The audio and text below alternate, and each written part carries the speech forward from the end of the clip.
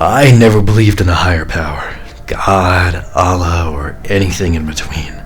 Not heaven, not hell. I was never burdened by faith. There were no sinners, no saints, just men doing what they could to make something out of their lot in life.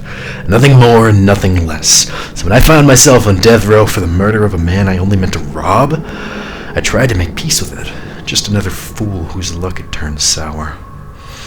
The chapters of my life prior to my incarceration, or rather that particular incarceration, were hardly of any note.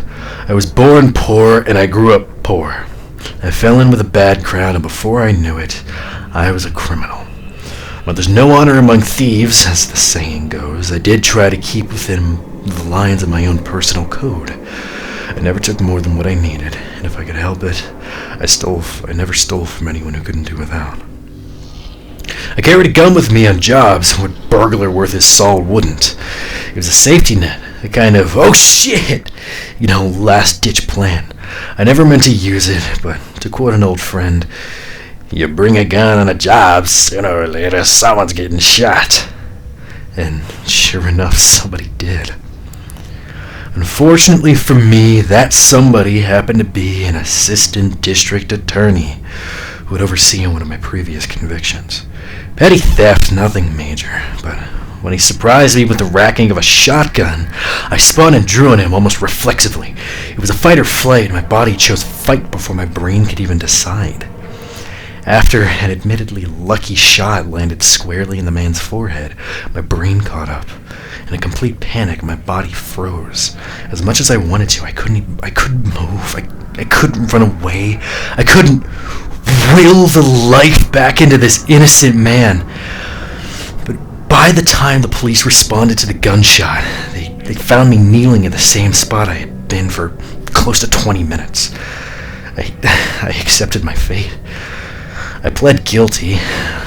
Of course, I didn't have much of a choice. The case was made to look like I shot him out of revenge. I didn't want to die, but I could see that it would have been a fitting punishment. Which brings me to the incident that occurred during my incarceration. Those 5 horrible nights that turned my entire world upside down. There weren't many men in my cell block. I remember it struck me as odd. The block itself was massive to be occupied by so few. The cold tile floor seemed to radiate the sickening scent of bleach cleaner.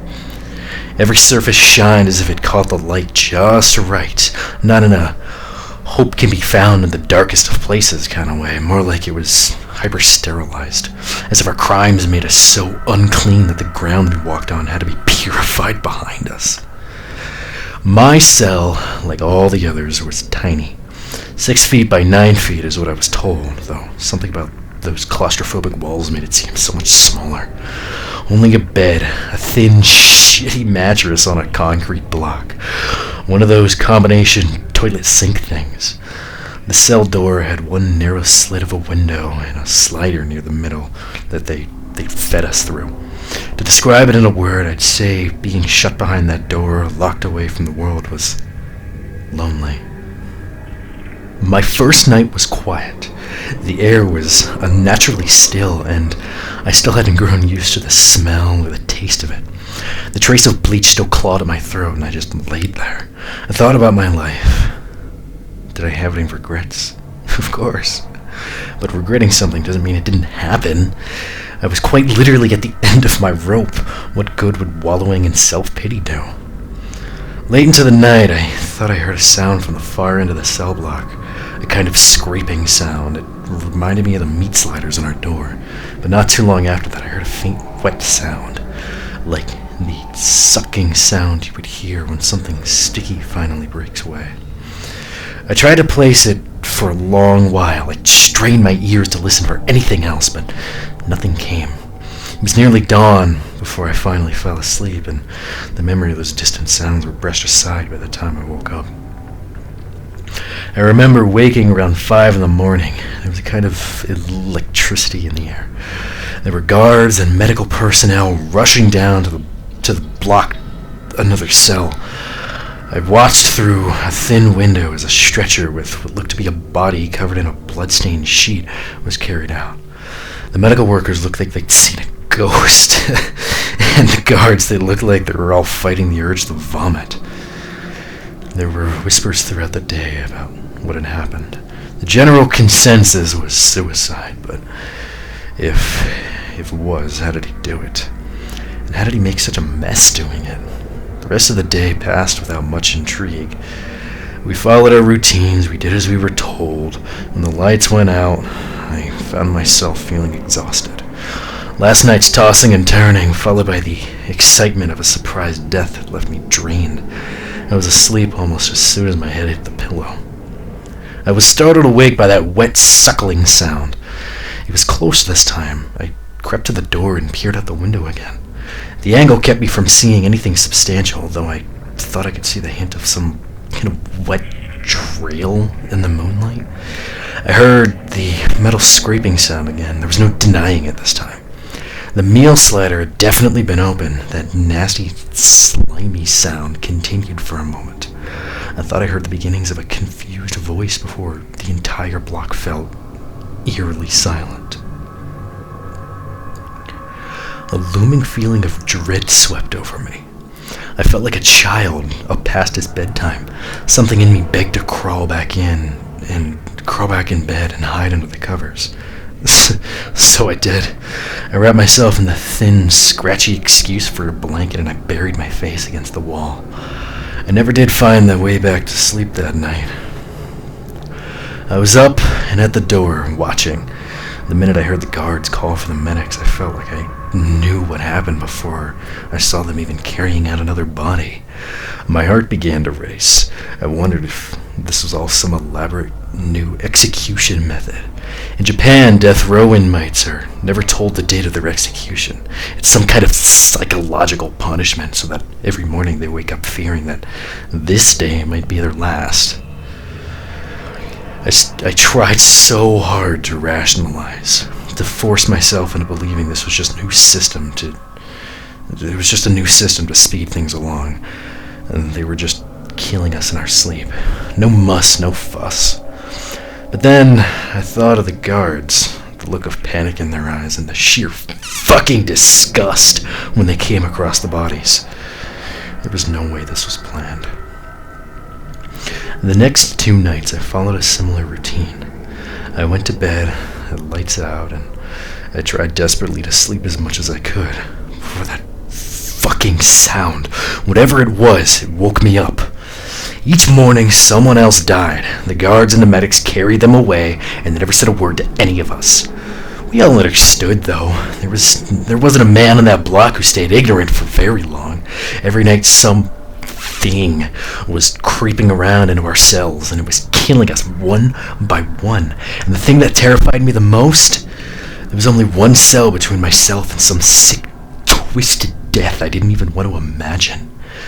The following night, I decided that I was done being a helpless victim. I wasn't gonna lay there and let that thing kill another one of us. It wasn't as if I was growing attached to the men on my damn block, but something about being forced to watch men after die and not being able to do a damn thing about it. It really got under my skin. Instead of hiding in my bunk when the lights were shut down, I walked straight to the door. My own childlike fear be damned. I stood watch through that window. I had a plan. All I needed was that thing for it to finally show itself. I caught myself dozing as the night stretched on. More than once I nearly convinced myself to lie back in bed, to just let it happen. I hadn't slept well since before I was arrested, and it was really starting to take its toll. Just as I felt my body begin to flood with the warmth of sweet relaxation, that all too familiar sound pulled me back into reality so fast I nearly got whiplashed. The squelching, slimy, almost slug-like sound made its way across the tile floor yet again. It was like someone was dragging a sack of gelatin, occasionally slapping and smacking the tile as it bubbled along. I strained my eyes against the dark, trying to pick out the slightest hint of detail, when the thing's horrible face slowly pushed its way into the moonlight. I watched on in horror as the creature, a nightmare come to life, dragged itself painstakingly across the floor. Its upper half loosely resembled a full-grown man. More accurately, it was as if a man had broken every bone in his body 100 times over. The shape was there, to be sure, but it lacked any real structure. The tail half was almost worse. Sprouting from the navel area was the body of a giant putrid maggot. Undeveloped fetus-like legs protruded out from the grub-like lower half at random intervals, each bent in odd angles that twitched sporadically. In its entirety, the thing had to be almost 7 foot long. The monster's entire body was plastered in a viscous rope of slime that glistened down to the floor, leaving a trail of ooze in its wake. Its eyes were vacant and cloudy, sunken into gaunt sockets that played eerily with the sound. It played eerily with the shadows. The mouth of the thing seemed as if it was trying to form words. I listened, but I only heard guttural, choking whispers. Seeing the creature, I wanted to cry. I wanted to scream. I wanted to claw my eyes out and claw its image from my brain with my bare hands. Instead, I froze. It was fight or flight again, but this time I couldn't choose either. All of us on this block were doomed. Every single one of us. Little more than livestock for this thing's nightly fucking feasts. I listened, tears running down my face as I heard the metallic sound of a feeding slot being forced open. I forced my eyes shut as I heard silence with the cries of my neighbor. I fell to my knees when I heard the thing tearing him apart, whispering and choking the whole time. When the sound of its feeding finally died down, I forced myself to my feet. I heard the metal slider close behind it. I stared through the stinging tears of horror as it slid, coated in blood and bile, back to whatever pit that spat it out.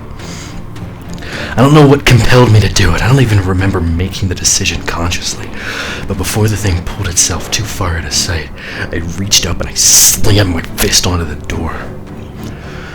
For a long moment, the entire block was unnaturally still, and the echoes of my knocking reverberated down the hall. My blood flowed through my veins like a thick slush, carrying chills throughout my entire body. My clenched palms grew slick with a layer of sweat. I held my breath until my lungs cried out for oxygen. Just when I couldn't take it any longer, I drew in a deep gasp of air. The second I did, I heard a frantic wet slapping across the cold tile floor. I clasped my hands over my mouth and I stumbled backwards away from the door. Just as I did, the meal slider began to open, and I started to hyperventilate. I tripped over my own feet and I crawled back into the wall. When the icy caress of the cement wall crawled up my spine, I saw eyes. Those opaque, dead eyes peered at me through the slider. There was a hatred in those fishy globs, a deep, inhuman hatred, as if the eyes on this creature were some unforgiving sin. The creature pressed its face against the slot. Its fractured bone structure allowed it to squeeze through the tiny space like putty. First came its head, then its shoulders, and in a matter of seconds the thing had passed through and regained to its original shape. It smeared the door and floor behind it with a crimson as it moved. I pulled myself away from it onto the bed. Some childlike reflex took over. If I stayed in my bed, it couldn't get to me. The thing eyed me, unblinking. It scraped its way to the edge of my bed and pulled its slimy torso level with me. It coughed a wet, phlegmy hacking before a piece of soggy flesh dislodged from its throat and landed on the bed. The thing began to smile at me, a wet, deranged grin, its dry lips cracked, dribbling thin, black trails of ichor down its chin. The thing's misshapen arm raised and extended a jagged finger at me. I forced my eyes shut, praying this thing would leave and never come back.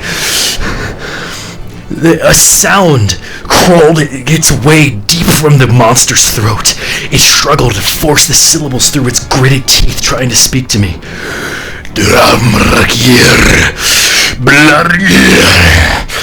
It sounded like gibberish, but the sounds uttered to me were such malice, such conviction, that it had to have meant something. With a thin, mucusy chuckle, the creature descended to the floor, and I opened my eyes just in time to watch it squeezing its disgusting, bloody form back out into the hall. I spent the rest of the night praying to any higher power that would listen. I begged and I pleaded to be freed from this awful place before that thing could come back. I made promises to change, to turn my life around, and in that moment there was nothing I couldn't do, that I wouldn't do to get away from that beast, that crawling messenger of death. I must have collapsed at some point, because I was roused by a guard opening my cell and forcing me to my feet. The commotion in the halls was much too much to process so soon after waking. I was hastily cuffed and escorted out. To my surprise, all the remaining inmates were let out as well. The guards seemed panicked. We walked single file outside into a transport bus. As I passed by, I couldn't help but glance into the other cell that pale freak had visited last night. When I saw what I saw, the prisoner was on the floor of his cell.